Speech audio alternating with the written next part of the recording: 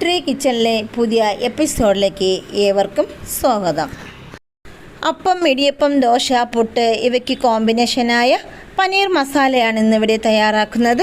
ഇതെങ്ങനെയാണ് തയ്യാറാക്കുന്നത് നോക്കാം. കടുക് പൊട്ടിച്ച ശേഷം സവാള ചേർത്ത് കൊടുത്തിട്ടുണ്ട്. ഇതിലേക്ക് 1 ടീസ്പൂൺ ഉപ്പ്, 1/4 ടീസ്പൂൺ മഞ്ഞൾപ്പൊടി ഇവയും കൂടി ചേർത്ത് മിക്സ് ചെയ്ത് കൊടുക്കാം. സവാള നന്നായി വഴറ്റിയെടുക്കാം. ഇതിലേക്ക് ഇഞ്ചി വെളുത്തുള്ളി പേസ്റ്റ് ചേർത്ത് കൊടുത്തിട്ടുണ്ട്. ഇവയും കൂടി ചേർത്ത് നന്നായി വഴറ്റിയെടുത്ത ശേഷം ഇതിലേക്ക് ആവശ്യമായ പച്ചക്കറികൾ ചേർത്ത് കൊടുക്കാം.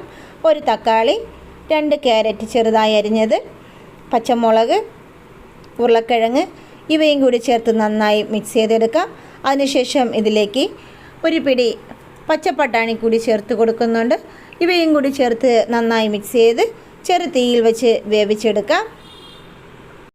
പച്ചക്കറികൾ നന്നായി വഴറ്റി വരുമ്പോഴേക്കും ആവശ്യമായ പൊടികൾ ചേർത്ത് കൊടുക്കാം. 1 ടീസ്പൂൺ മുളക് പൊടി ചേർത്ത് നന്നായി മിക്സ് ചെയ്തെടുക്കുന്നുണ്ട്. അടുത്തതായി 1 ടീസ്പൂൺ മല്ലിപ്പൊടി ചേർത്ത് കൊടുക്കുന്നുണ്ട്. ഇതിലേക്ക് 1 ടീസ്പൂൺ മല്ലിപ്പൊടി, 1/4 ടീസ്പൂൺ ഗരം മസാല, 1/4 ടീസ്പൂൺ പെരിഞ്ജീരകപ്പൊടി ചേർത്ത് നന്നായി മിക്സ് ചെയ്ത് പൊടികളുടെ പച്ചമണം മാറുന്നതുവരെ ചെറു തീയിൽ വെച്ച് വേവിക്കാം.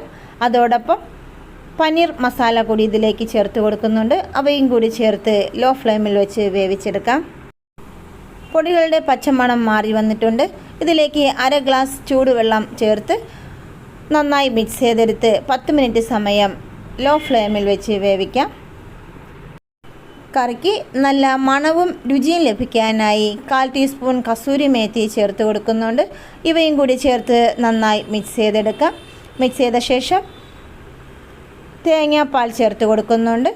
1/4 ഗ്ലാസ് തേങ്ങാപ്പാലാണ് ചേർത്ത് കൊടുക്കുന്നത്. തേങ്ങാപ്പാൽ ചേർത്ത് കൊടുത്ത ശേഷം തിളയ്ക്കാനായി പാടില്ല. തേങ്ങാപ്പാൽ ചേർത്ത് നന്നായി മിക്സ് ചെയ്ത ശേഷം ഫ്ലെയിം ഓഫാക്കി വയ്ക്കാം. വളരെ രുചികരമായ പനീർ മസാല റെഡിയായിട്ടുണ്ട്. എല്ലാവരും ഇതൊരു പ്രാവശ്യം ട്രൈ ചെയ്ത് നോക്കുക. ട്രൈ ചെയ്ത ശേഷം ഫീഡ്ബാക്ക് കമൻറ്റ് ബോക്സിൽ അറിയിക്കുക. ഈ ചാനൽ ഇതുവരെയും സബ്സ്ക്രൈബ് ചെയ്യാത്തിട്ടുണ്ടെങ്കിൽ സബ്സ്ക്രൈബ് ചെയ്ത് സപ്പോർട്ട് ചെയ്യുക. തൊട്ട് താഴെ കാണുന്ന ബെൽ ബട്ടൺ അമർത്തുക. ഓൾ എന്ന ഓപ്ഷൻ കൂടി ചെയ്ത് കഴിഞ്ഞാൽ ഞാനിടുന്ന എല്ലാ വീഡിയോസും നോട്ടിഫിക്കേഷനായി ലഭിക്കുന്നതായിരിക്കും. അടുത്ത വെറൈറ്റി വീഡിയോയുമായി വരുന്നതുവരെ ബൈ ബൈ.